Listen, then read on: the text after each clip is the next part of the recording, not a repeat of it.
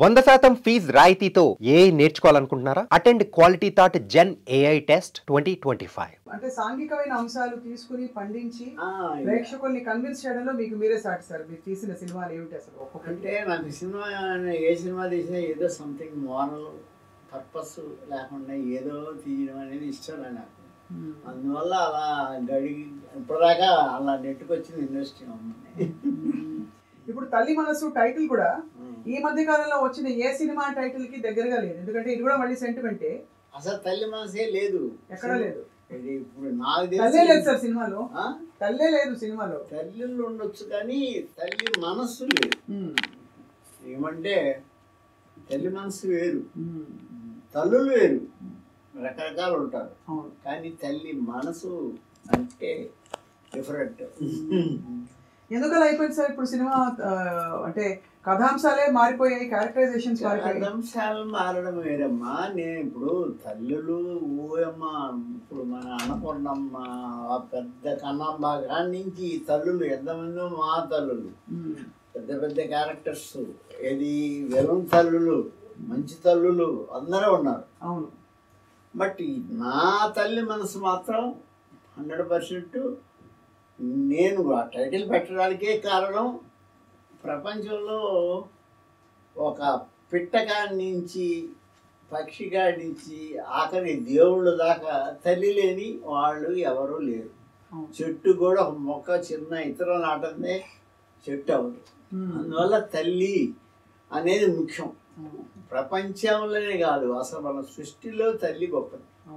ఆ తల్లికి యాడ్ ఏది పెట్టాలంటే తల్లి ప్రేమ అంటే తేడాలు వస్తాయి. మనసు, తల్లి మనసు, చిన్న బిడ్డ పుట్టిన కాడి నుంచి ఆ బిడ్డను పెంచి పెద్ద చేసి వాడు పడే బాధలు, వాళ్ళు పెట్టే బాధలు అన్నీ అనుభవిస్తూ ఉండేది ఒక మా తల్లి. తల్లి ఒకటే. తల్లి లేని అసలు జీవే లేదు.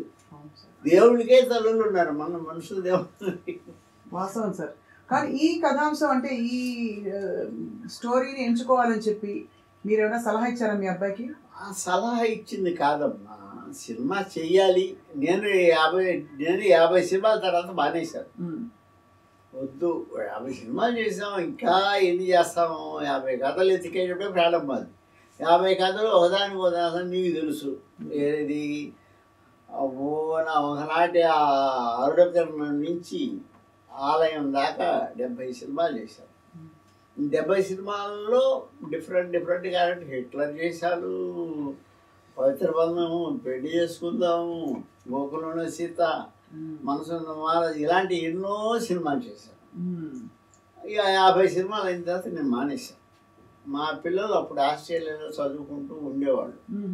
నేను మానేసిన తర్వాత చెప్పాను మా పిల్లలు, నాన్న మీరు వచ్చేయండి, నేను చేయలేదా, ఎన్ని చేస్తాం చేయి. ఇప్పుడు మహానుభావులు దాసరి గారు 150 సినిమాలు చేశారు.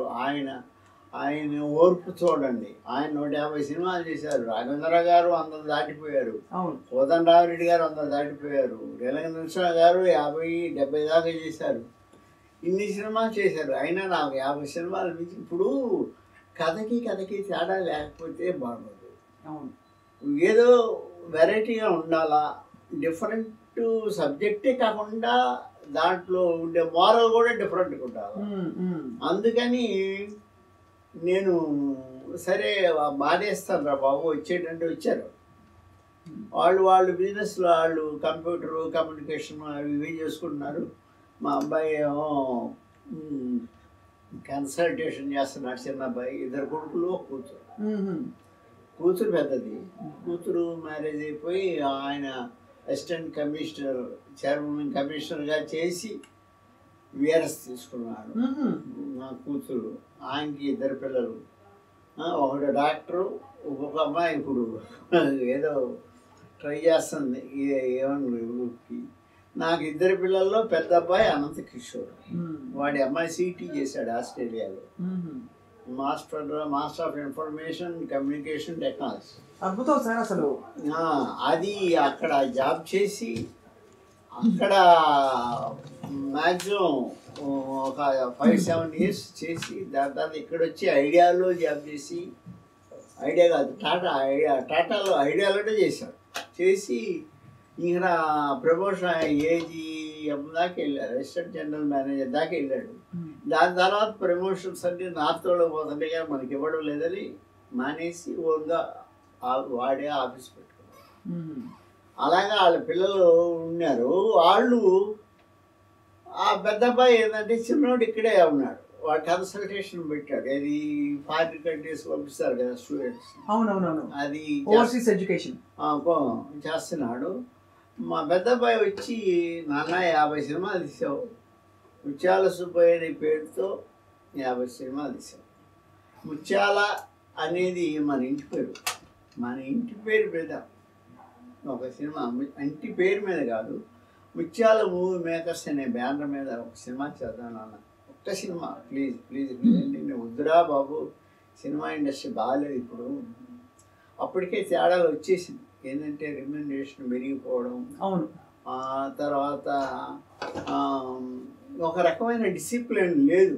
ఇప్పుడు లేదా సార్ ఇండస్ట్రీలో అసలు? అప్పుడు లేదు, ఇప్పుడు లేదు. అప్పుడు మీ టైంలో ఉందని అంటుంటారు కదా? ఆ టైంలో ఉండిందమ్మా, పాన్ తగ్గిపోయింది. ఇప్పుడు అంతా అసలు నిర్మాత అంటే ఇదివరకు కూర్చుని ప్రతి ఒక్కటి వెళ్ళి వాళ్ళు కొనుగోలు చేయడం మొదలుకొని అన్ని. వాళ్ళు మహానుభావులమ్మ, సురేష్ మూవీస్ వాళ్ళు కానీ పెద్ద పెద్ద డైరెక్టర్స్ వాళ్ళు అమ్మో మహానుభావులు. నాగిరెడ్డి గారి టైం నుంచి చూసుకుంటే అయితే మరి విజయవాహిని వాళ్ళు, విజయ ప్రొడక్షన్స్ అవన్నీ పోయి తర్వాత పోను ఆ సినిమా అనేది పత్తు కమర్షియల్ అయిపోయింది. కమర్షియల్ తప్పదు, కానీ రెమ్యునరేషన్స్ ఇవి అవి ఓ అంటూ అలా అలా పైగా ఎందుకో నాకు సినిమా తీయడం కాదు, ప్రమోషన్ చేయడం అనేది చాలా కష్టం. సినిమా తీస్తే తీయచ్చు, కానీ బాగా ఆడించుకోవాలి, లేకపోతే ఎట్టా. అలా ఉండి నేను ఆ పరిస్థితుల్లో నేను ఏం చేశానంటే, సరేరా నేను నాకు ఇష్టం లేదు కానీ మీరు ప్రెజర్ ఇస్తున్నారు కాబట్టి ట్రై చేద్దాం అని చెప్పి సబ్జెక్ట్కి వర్కౌట్ చేసి సబ్జెక్టు రెడీ చేసుకొని, సబ్జెక్ట్ రెడీ చేసుకున్న తర్వాత దానికి హీరోయిన్ ప్రాబ్లం. మా సినిమాలో తల్లి పను అంటే తల్లి హీరోయిన్ అవ్వాలి కదా, మరి తల్లి హీరోయిన్ కావాలి. తల్లి ఏ ఊరు వేయాలా? హీరోయిన్స్ దగ్గరికి పోతే మాకు ఇంత ఆల్రెడీ 2 పిల్లలు ఉన్నారండి, మేము హీరోయిన్ వేస్తాం కానీ తల్లు లేము అంటున్నారు. ఇలా తిరిగి తిరిగి తిరిగి తిరిగి ఆఖరి చివరికి బెంగళూరులో ఒక అమ్మాయిని పట్టుకుని, రుచిత మహాలక్ష్మి అనే ఒక అమ్మాయి, తెలుగు మాట్లాడుతుంది బాగా, మంచి ఆర్టిస్ట్ అని పేరు విన్నాం. అమ్మాయి ఫోటోలు చూసి మా వాళ్ళు చూశారు, ఓకే అన్నారు. ఆ అమ్మాయి సబ్జెక్ట్ అంతా రెడీ చేసేసుకున్నాం. పోయి అమ్మాయి చెప్తే ఆ అమ్మాయి ఆల్ రైట్ నేను చేస్తానండి, బట్ అంటే నేను కరెక్ట్గా అనుకున్న టైం ఇస్తే పర్వాలేదు, లేకపోతే నేను మిగతా కమిట్మెంట్స్ ఇబ్బంది అని, లేదంటే చేస్తామని ఒప్పించారు. తర్వాత మన లోకల్ ఆర్టిస్టులు అందరినీ పెట్టుకున్నాం.